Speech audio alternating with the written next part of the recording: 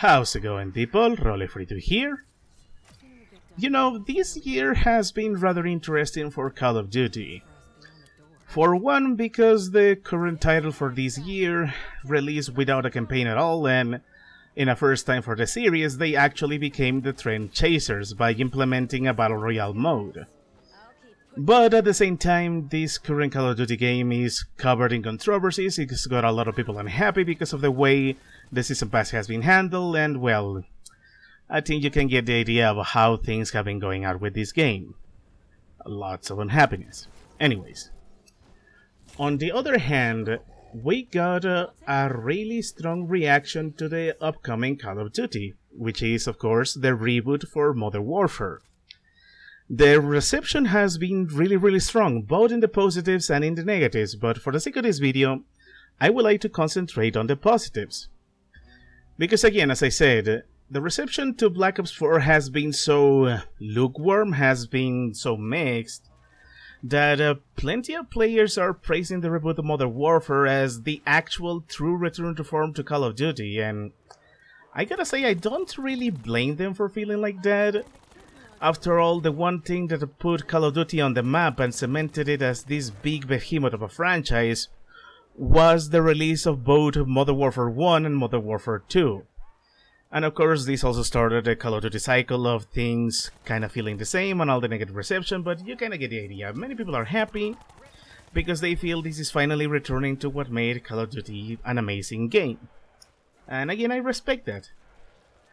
At the same time, as much as this feels like a unique event because one part of the series is being rebooted, I can't help but feel that we went through this before. For those of you who don't remember, a couple of years back, when Call of Duty Infinite Warfare was a thing, fans were not happy about it. In fact, I believe at one point the reveal trailer for Infinite Warfare was one of the most disliked trailers in YouTube history, which is quite a lot. Like, it felt like the Call of Duty cycle was finally going to be broken, and then, of course, it felt like Activision had finally understood when World War II became the next title in the series. But, once again, much like it happens with the Call of Duty cycle, World War II came out, and the reception went from having a lot of fun and a lot of happiness from the fans to starting to completely despise the game, because this is Activision we are talking about. This company is one of the worst AAA offenders when it comes to microtransactions and any other sorts of monetization. That's the first one. No matter which game they are publishing these days, they are implementing ways to nickel and dime others. Now, plenty of people come out and say, well, they're just doing things for cosmetics, they are just trying to do something to keep funding these games, but I'm gonna have to remind a lot of you. These games sell on the brand name alone. Even when the sales of the games decline, they still make piles upon piles of money. They basically recover the development cost in just the very same week the game comes out. That is the one thing. The other thing is that in the case of Black Ops, or at least Black Ops 4, the monetization model was just terrible. Because once again, this is Activision, because on the one hand, take a look at Overwatch, just so you guys understand my point better. Overwatch, it has its share of issues, it has its share of problems with the loot boxes and the microtransactions, but by the end of the day, Overwatch delivers on some of the parts that actually count. Namely that even though you pay once for the game, you still get new maps, new game modes, and new characters for free.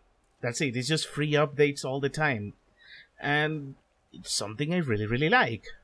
But then you take a look at Black Ops 4, and everything they have ever released for this game in terms of updates, it comes in the form of paid DLC. DLC that, as I mentioned in another video, you cannot even buy individually.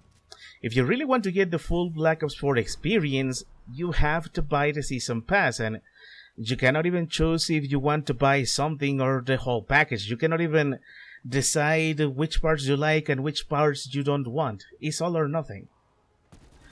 And this is on top of the microtransactions and all the monetization models. Like, these games these days, no matter how much many people would like to deny it, these are money printing machines.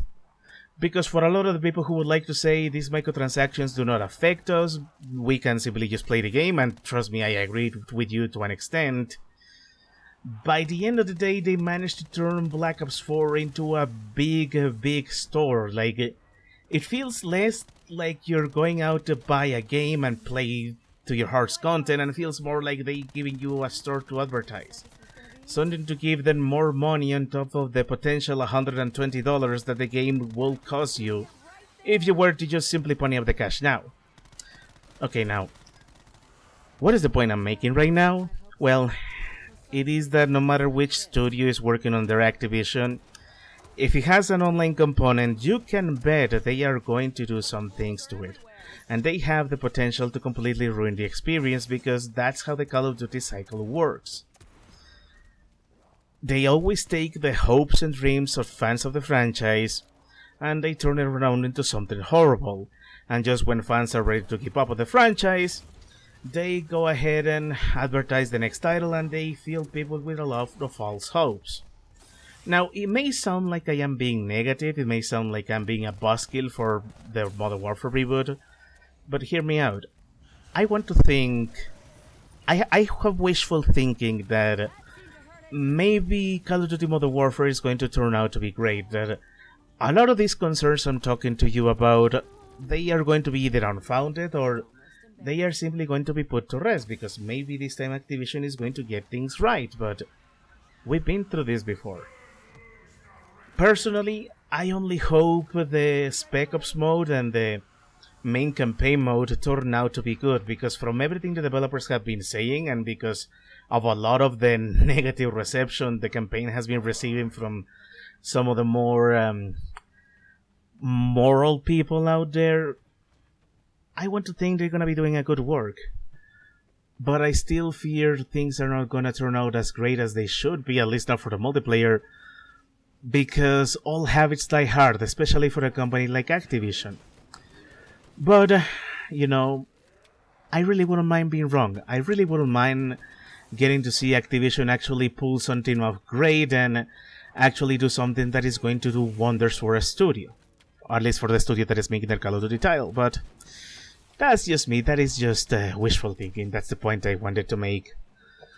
Because no matter how much other YouTubers and other people would like to tell you, this big cycle of positivity before a Call of Duty releases, we've been through it before.